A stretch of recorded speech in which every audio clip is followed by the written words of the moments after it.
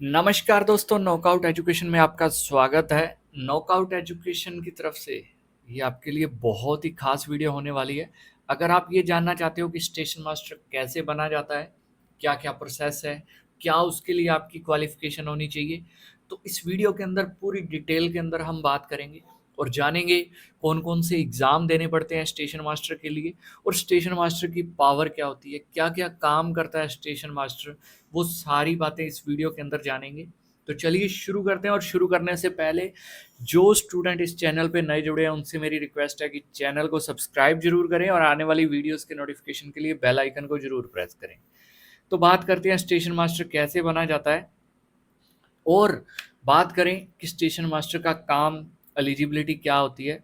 सबसे पहले जो एलिजिबिलिटी क्राइटेरिया है, आपको स्टेशन मास्टर बनने के लिए ग्रेजुएशन होनी चाहिए किसी भी डिसिप्लिन के अंदर, चाहे आपके पास आर्ट्स बैकग्राउंड से है, चाहे कॉमर्स से है, चाहे साइंस बैकग्राउंड से है, चाहे आपकी बीटेक है।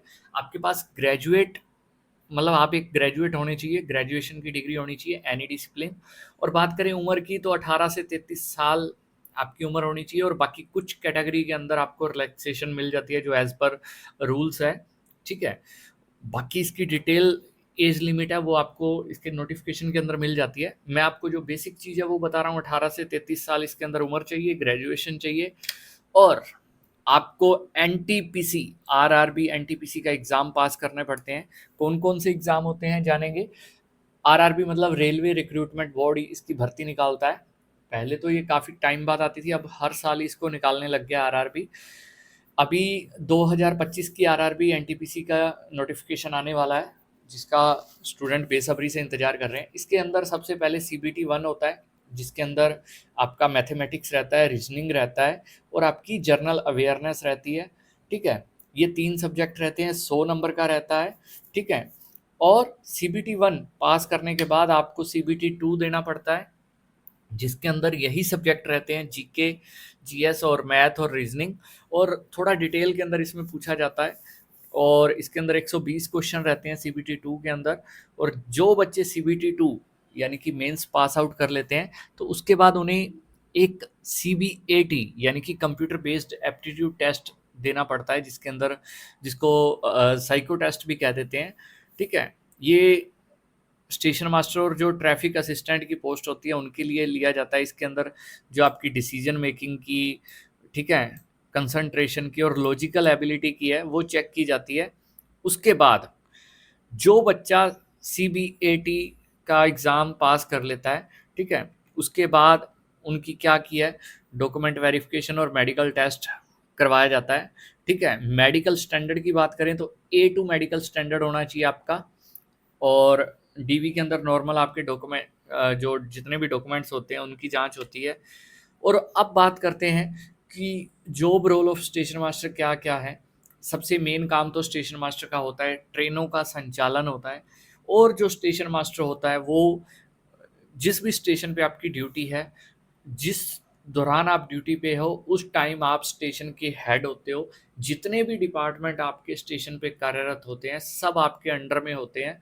आप सबके मेन होते हो और सुपरवाइज़री स्टाफ होता है, ठीक है? उसके बाद जो पैसेंजर की जितनी भी सेफ्टी और एमिनिटीज़ होती हैं, ट्रेन ऑपरेशन होता है, उसकी रिस्पॉन्सिबिलिटी होती है और जो जितने भी ट्रेनों के सिग्नल्स, ट्रेन टाइमिंग और प्लेटफ़ॉर्म ड्यूटीज़ वगैरह, वो सब स्टेशन मास्टर ही देखता है। ट्रेनों का संचालन यानी कि उनको चलाना, रोकना वो तो है ही है, किस ट्रेन को किस लाइन पे लेना है, उसके अलावा पैसेंजर्स की जो फैसिलिटीज़ हैं जितनी भी, वो सब स्टेशन मास्टर को देखनी पड़ती हैं। ये बहुत ज़्यादा रिस्पॉन्सिबिलिटी होती है स्टेशन मास्टर की। और सबसे मेन बात होती है, ये सेफ्टी कैटेगरी की पोस्ट है, इसके अंदर यात्रियों की सुरक्षा ये स्टेशन मास्टर को ही देखनी पड़ती है। ट्रेनों के संचालन के दौरान कोई किसी भी प्रकार की कोई मिसहैपनिंग ना हो, वो सारी ज़िम्मेवारी स्टेशन मास्टर की रहती है और उसकी स्टेशन मास्टर की मदद के लिए एक पॉइंट्समैन रहता है उनके साथ, ठीक है? नेक्स्ट बात करें सैलरी एंड बेनिफिट्स की। अभी 7वां पे कमीशन चल रहा है, तो 7वें पे कमीशन के अंदर बेसिक जो सैलरी होती है, वो 35,400 रुपए प्लस अलाउंस होता है। लगभग इन हैंड बात करें तो 50 से 60,000 रुपए आपकी स्टार्टिंग सैलरी रहती है। इसके अंदर क्या है, जैसे आपकी बेसिक सैलरी है प्लस डीए होता है, ठीक है? डीए एट प्रेज़ेंट क्या है, 55% चल रहा है, ठीक है। तो आप बेसिक प्लस 55% डीए जोड़ लीजिए। उसके बाद एचआरए आपका शहर वाइज अलग अलग होता है, जैसे एक्स वाई और जेड 3 कैटेगरी की सिटीज़ में बांटा गया है। ठीक है, 10%, 20% और 30%। दिल्ली जैसे शहर के अंदर 30% एचआरए आप ऐड कर लीजिएगा। चंडीगढ़ है, मोहाली है, वहाँ जैसे आपका 20% एचआरए है, और बाकी सिटीज़ के अंदर 10% एचआरए रहता है। और बाकी इसके अंदर आपका जो ट्रांसपोर्ट की फैसिलिटी आपको रहती है, ट्रांसपोर्ट अलाउंस होता है, उसमें टीपीटी बोलते हैं, वो लगभग आपका 2500 के करीब वो रहता है। और प्लस आपका अगर आप नाइट ड्यूटी करते हो इसमें, क्योंकि नाइट ड्यूटी भी रहती है, तो नाइट अलाउंस रहता है, और आपको ट्रैवल पास फ्री में मिलते हैं। और सबसे मेन बात, इसके अंदर आपको मेडिकल फैसिलिटी दी जाती है।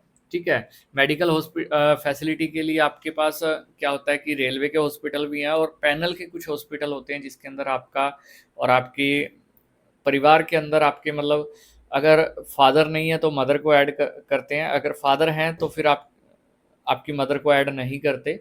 इसके अंदर आपकी मिसिज़ और आपके बच्चों को ऐड किया जाता है।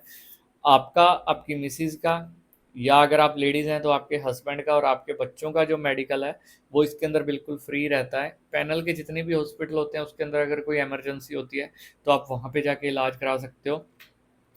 अब बात करते हैं इसके अंदर प्रिपरेशन टिप्स क्या हैं। मेनली आप मैथ, रीजनिंग और जीके डेली पढ़िए। ठीक है, और प्रीवियस ईयर आपके जो एनटीपीसी के एग्ज़ाम हैं, जितने भी प्रीवियस ईयर पेपर हैं वो कवर कीजिए, मॉक टेस्ट लगाइए, और सीबीएटी के टाइम, एप्टीट्यूड टेस्ट के टाइम अपनी अच्छे से तैयारी कीजिए। और बाकी दिल के अंदर एक इच्छा होनी चाहिए। ठीक है, दिल के अंदर एक स्ट्रॉन्ग विल पावर है, तो आप एक ना एक दिन ज़रूर अपनी मुकाम तक पहुंचोगे। और जो मैं एक लास्ट में सजेशन देता होता हूँ, मेनली सजेशन यही है कि आप किसी भी एग्ज़ाम की तैयारी कर रहे हो तो आपने क्या करना है, अगर आप उस एग्ज़ाम को क्रैक करना चाहते हो तो आपको अपनी स्टडी को कंटिन्यूअस रखना है। आप 6 महीने तैयारी करो, 1 साल करो, 1.5 साल करो, 2 साल करो, चाहे आप यूपीएससी का एग्ज़ाम ही क्यों नहीं दे रहे, उसके अंदर जो एग्ज़ाम क्रैक करने के लिए जो सबसे मेन पॉइंट होता है वो होता है कंटिन्यूअस। यानी कि एक सिंगल डे भी आप मिस मत करो। अगर किसी दिन आप बहुत ज़्यादा बिज़ी हो तो उस दिन भी आपको कम से कम क्या है, कम से कम 10-20 आधा घंटा आपको निकालना पड़ेगा।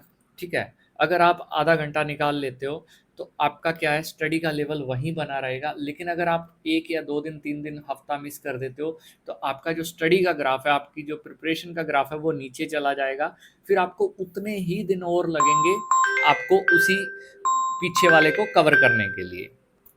ठीक है, तो इसलिए आपसे मेरी रिक्वेस्ट है कि कोई भी सिंगल डे आप मिस मत कीजिए।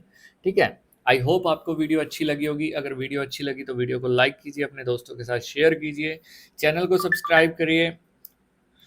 ठीक है दोस्तों, मिलते हैं अगली वीडियो में अगले टॉपिक के साथ। तब तक के लिए जय हिंद, जय भारत।